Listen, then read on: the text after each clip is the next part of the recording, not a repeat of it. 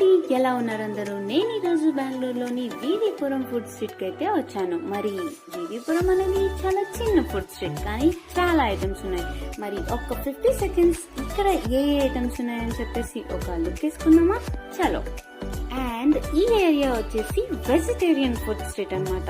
ఎప్పుడు non veg అయినా vegetarian లో కూడా కొన్ని వెరైటీస్ ట్రై చేయాలి కదా. మరి potato twist, dosa, juices, pastries, chocolates, so many items.